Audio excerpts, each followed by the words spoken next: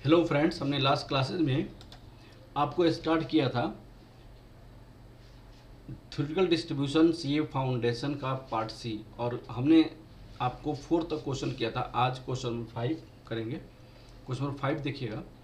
Question number 5 में है 128 families है आपके पास, और आपको कह रहा है कि out of 128 families with 4 childrens each having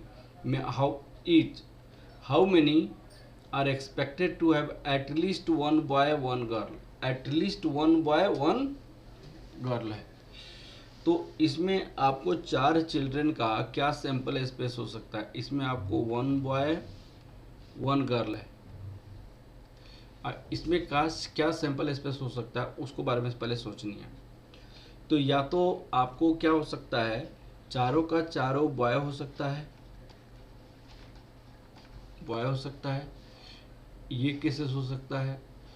और यहाँ पे क्या हो सकता है, 3 बॉय एक गर्ल हो सकता है।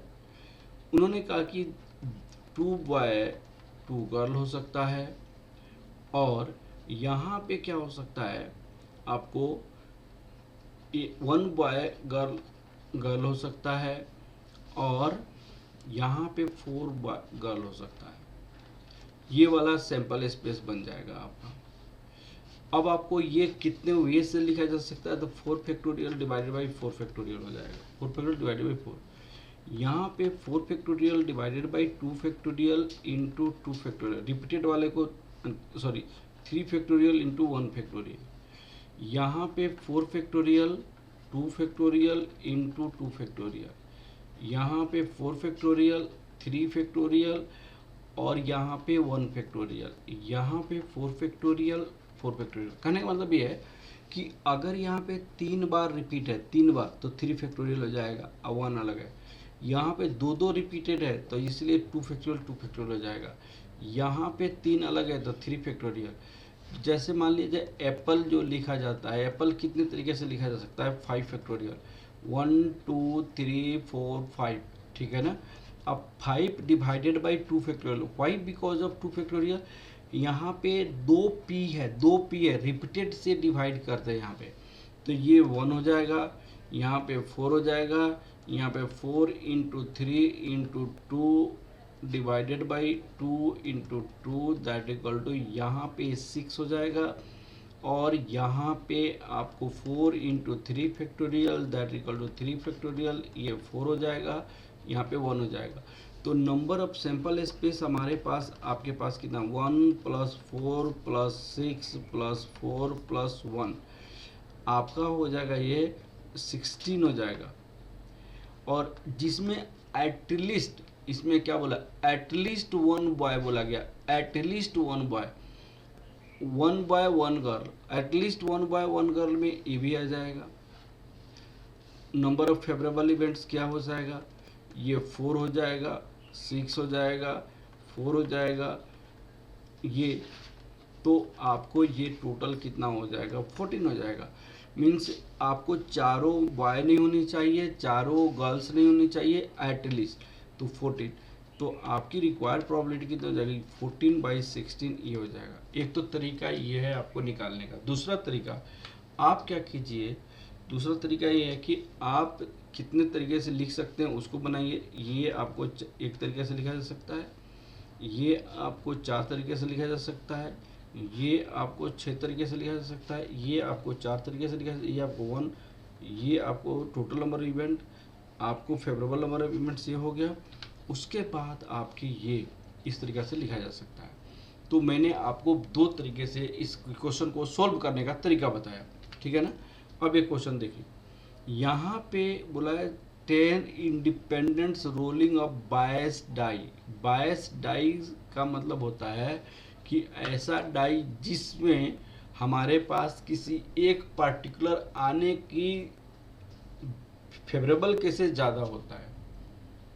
मैंने बायस्ड है, बायस्ड का मतलब मान लीजिए ऑड इवन है तो ऑड का ज़्यादा चांस हो सकता है आने का। तो ऐसे बायस्ड का मतलब वो अनबायस्ड नहीं है, बायस्ड है, किसी पार्टिकुलर की ओर ज़्यादा झुकाव है, किसी पार्टिकुलर को आने के चांसेस ज़्यादा है, तो बायस्ड डाई बोला है। तो तो biased die the probability of the even number will appear 5 times. तो probability of even number appear 5 times, probability even number will appear 5 times, twice the probability that even number will appear 4 times, twice the probability of even number will appear आपको 4 times है, जबकि n equal to आपके पास 10 है।